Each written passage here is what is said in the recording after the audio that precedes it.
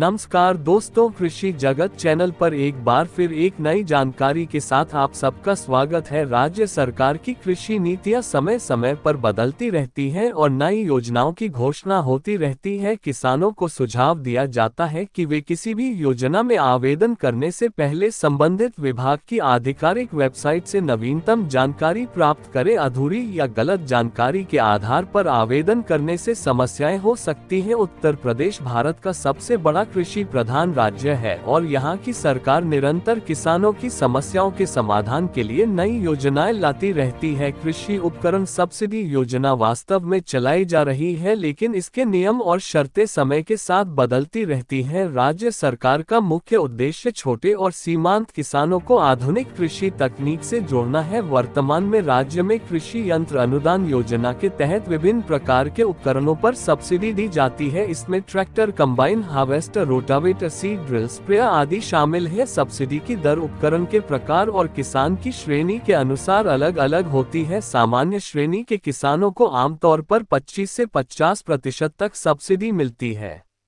Online आवेदन प्रक्रिया की चुनौतियां।